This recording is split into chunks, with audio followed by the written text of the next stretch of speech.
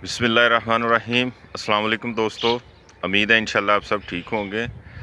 तो कैसा जा रहा है जी शौक़ इंशाल्लाह ठीक जा रहा होगा जी।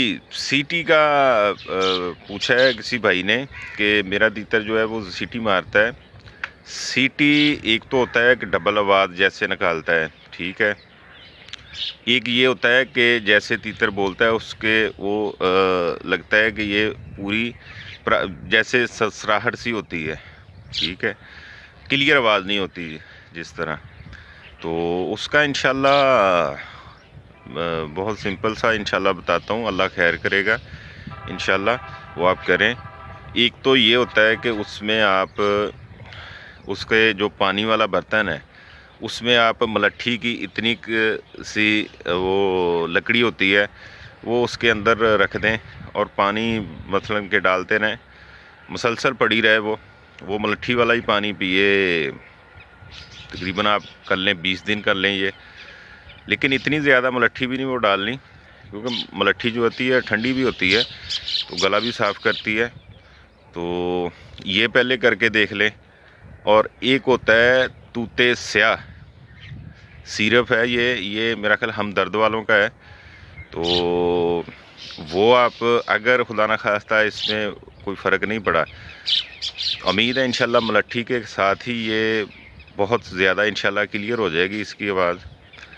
तो मलट्ठी के साथ आपने क्या करना है, वो जो होती है मिश्री होती है एक, वो चने के बराबर आप दूसरे तीसरे दिन वो ऐड कर दिया करें उस पानी में साथ।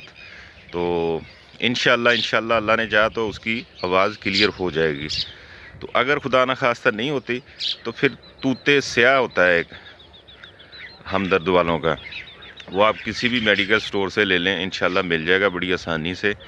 तो उसके आप मलट्ठी फिर आप निकाल दें, तो उसमें फिर पानी में 2 से 3 कतरे वो डेली आप ना उसको देना शुरू करें। तो ये इंशाल्लाह बहुत मुफीद होगा, इंशाल्लाह उसका गला काफ़ी साफ़ होगा इंशाल्लाह अल्लाह के फजल से।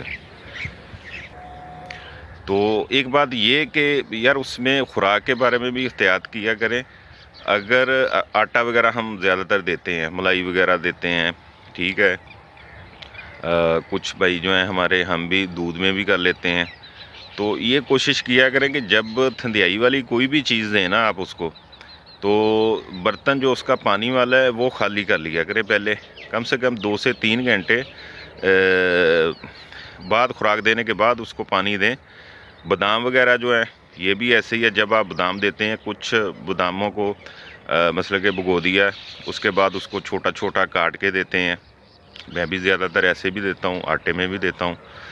तो उसके लिए ये होता है कि पानी जो है वो कम से कम उसमें बर्तन में ना हो, क्योंकि ये भी फिर खुराक खाने के बाद पानी भी पीते हैं, या पहले पी लिया बाद में पी लिया, फिर पीते भी रहते हैं पानी, तीतर बुलाई के दौरान भी पीते हैं।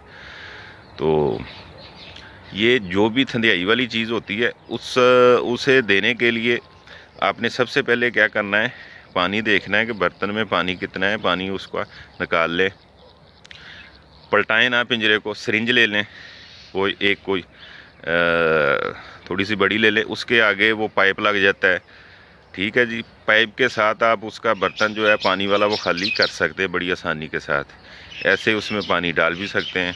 तो ये ख़ास ख्याल रखना कि आटा वगैरह जो है ठंडियाई वाला जो आप मलाई वगैरह में देते हैं वो रात को दें, जब तीतर को ढकना है उस वक्त वो दें, और बर्तन जो है उसका पानी वाला वो खाली कर लें।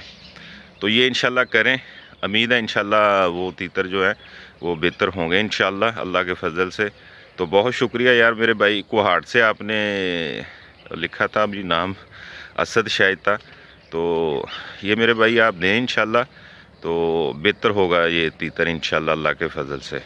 अपना बहुत सारा ख्याल रखना, दुआ में याद रखना। अल्लाह पाक आपको खुश रखे। इजाज़त दीजिए, अल्लाह हाफिज़।